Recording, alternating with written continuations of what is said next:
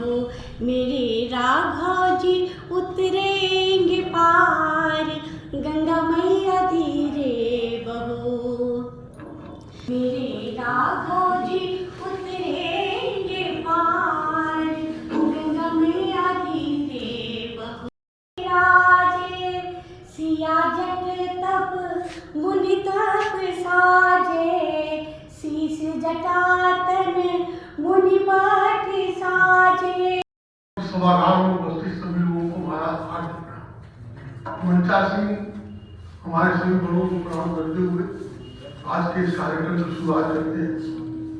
ये कार्यक्रम हमारा आपका अपना कार्यक्रम है और उन्हीं प्रसाद पांडे जी की होता है, प्रतिवर्ष होता है।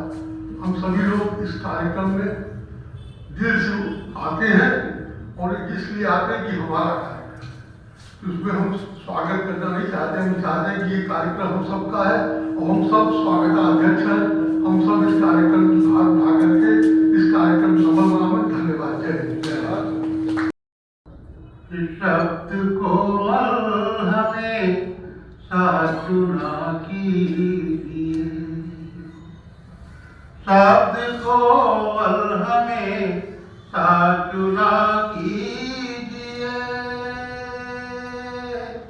बात में गीत गजले बुना कीजिए, बाद में गीत गजले बुना कीजिए। प्रीत की जीत होती रही है सदा,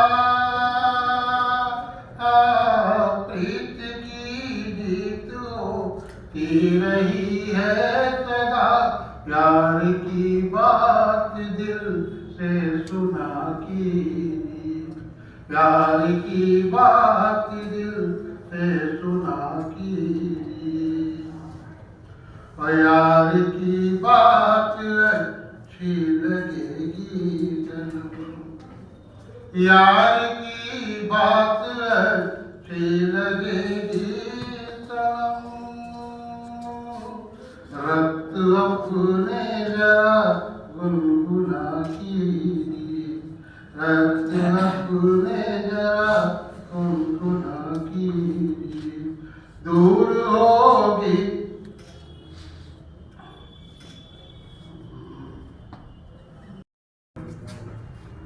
वारक्षामेव संपृक्तो वारक्षो प्रतिपत्तये जगतः पितरो वन्दे पार्वती परमेश्वरो। आज की इस श्रद्धांजलि गोष्ठी की अध्यक्षता कर रहे हैं आदरणीय लाला रामकृष्ण गुप्ता जी। समारोह में पधारे हमारे सभी लोगों के अत्यंत आदरणीय पद्मश्री सम्मानित पंडित श्रीनाथ मिश्र जी और विशिष्ट अतिथि के रूप में उपस्थित प्रोफेसर महादेव तिवारी जी और भी डॉक्टर श्रीनाथ मिश्र जी। चला रहे गंगा का प्रवाह बना रहे उसके जो, ताकि उसमें गंदगी जो है सब उतारने लगे। ठीक है सरोज जी। और इसके बाद में डॉक्टर पंडित मनु प्रसाद पांडे, काशी की धरती जो हम लोगों के ज़माने में हमारी देखी सुनी जो काशी है, उस काशी के बहुत से विशिष्ट और अपने ढब के ऐसे व्यक्ति थे जिनकी श्रेणी में हम बहुत कम लोगों को रख सकते हैं। माने वे एक पत्रकार थे, समाज के की रीति नीति और सामाजिक जीवन प्रथाओं परंपराओं इन सब के बड़े अच्छे जानकार थे। लोक रंजन के लिए उन्होंने फिल्मों का परिचय देने वाली लम्हा पत्रिका बनारस से पहली बार निकाली। वाराणसी नागरिक संघ नाम की एक संस्था की स्थापना की, जिसकी ओर से जो भी सम्माननीय है उसके सम्मान का वह आयोजन करते थे। राममय रात का दशा सुमित पर दशकों तक, जब तक वे जीवित रहे तब तक आयोजन करते रहे।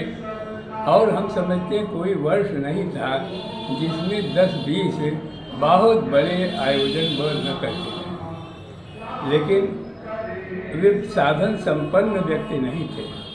बड़े बड़े साधन संपन्न व्यक्ति जिन आयोजनों की कल्पना नहीं कर सकते, ऐसे आयोजन वे समाज हित में किया करते थे। सबसे बड़ी बात यह है कि इन आयोजनों में जो सब कुछ वह करते थे, कहीं भी वे मंच पर नहीं आते थे।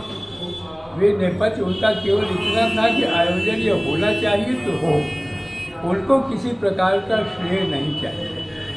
मैंने नहीं देखा कि कभी मंच पर धन्यवाद देने के बहाने या स्वागत करने के बहाने भी वे मंच पर आना चाहते हैं। तो जिस आदमी के पास अपना बहुत अधिक साधन इस रात में नहीं है, जिस आदमी को अपने परिवार के पालन की भी चिंता हो, वह आदमी लगातार समाज के हित के लिए सक्रिय रहे और जो चाहे सब कर ले, यह उनके भावमय हृदय का चमत्कार था।